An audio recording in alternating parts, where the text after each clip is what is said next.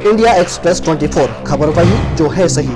महाराष्ट्र से मध्य प्रदेश लौट रहे मजदूरों का पैदल मार्च जानलेवा मार्च साबित हो गया। हम बात कर रहे हैं लॉकडाउन के कारण बेरोजगार की मार झेल रहे मध्य प्रदेश के उन मजदूरों की जो घर पहुंचने की आस में महाराष्ट्र के जालना स्टील कंपनी से औरंगाबाद या भुवासल की ओर ट्रेन में बैठकर गांव जाने के लिए पैदल मार्च कर रहे थे, लेकिन उनकी यह आस अधूरी ही रह गई। बताया जाता है कि रात में उन्होंने खाना खाया और उन्हें यह पता था कि ट्रेन शायद रात में नहीं आएगी, लेकिन रात में करीब 5:15 बजे धड़धड़ाते हुए आई मालगाड़ी काल साबित हो गई और 20 में से 16 की मौत हो गई, 3 बच गए और इसमें से एक गंभीर रूप से घायल है। प्रदेश के मुख्यमंत्री शिवराज सिंह चौहान ने तत्काल एक टीम तैयार की और मौके पर भेजकर मजदूरों के शवों को उनके पैतृक गाँव भेजा गया। प्रदेश के मुख्यमंत्री ने इस मामले में मृतकों को 5-5 लाख रुपए तथा घायलों को 1-1 लाख रुपए देने की घोषणा की। रेल हादसे में मध्य प्रदेश के 16 मजदूर भाई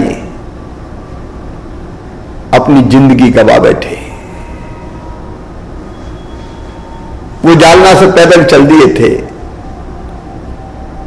चलते चलते रेलवे ट्रैक पर ही सो गए और हमारे बीच नहीं रहे। मन व्यथित और दुखी है।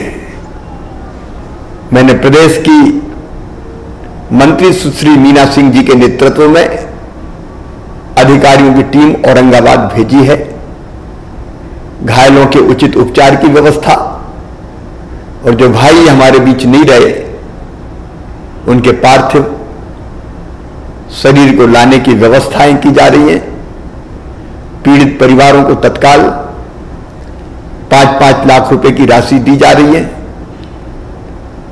रेल मंत्री से मैंने आग्रह किया तो घटना की जांच के निर्देश दे दिए।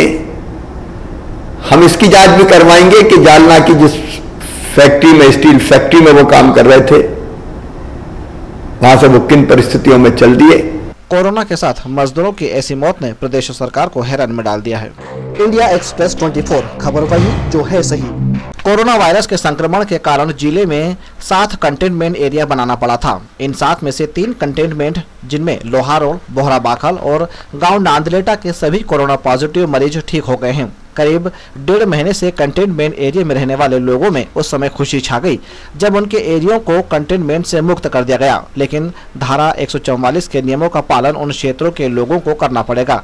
जो एरिया सील थे उनमें अब जरूरत की दुकानें भी खुल गई है और लोगों की आवाजाही होने लगी है।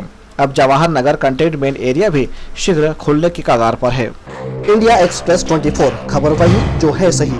रतलाम के लिए खुशी का विषय है कि अब रतलाम मेडिकल कॉलेज को भी कोरोना जांच की अनुमति मिल गई है। लोकप्रिय विधायक चैतन्य काश्यप ने मेडिकल कॉलेज को खुलवाने में कड़ी मेहनत की थी। अब रतलाम मेडिकल कॉलेज में कोरोना जांच की लैब के लिए उन्होंने बीड़ा उठाया और विधायक श्री काश्यप की पहल रंग लाई और Indian council of medical research ने रतलाम मेडिकल कॉलेज में स्थापित की गई लैब को कोरोना के रूटीन टेस्ट की परमिशन दे दी है। इस परमिशन के बाद शनिवार से इस कार्य की शुरुआत भी हो गई है। अब रतलाम में ही 7 से 8 घंटे में कोरोना की जांच की रिपोर्ट मिल जाया करेगी। इंडिया एक्सप्रेस 24 खबर वही जो है सही।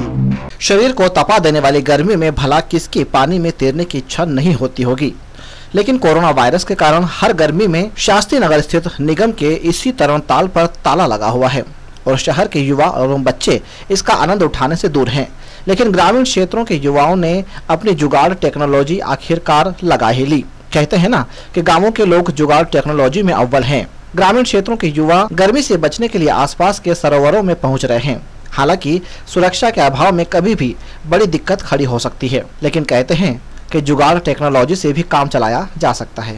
इंडिया एक्सप्रेस 24 खबर वही जो है सही। लॉकडाउन में आरटीओ विभाग व्यस्त है, उसी का फायदा बिना लाइसेंस वाले 3 और 4 पहिया वाहन चालक उठा रहे हैं।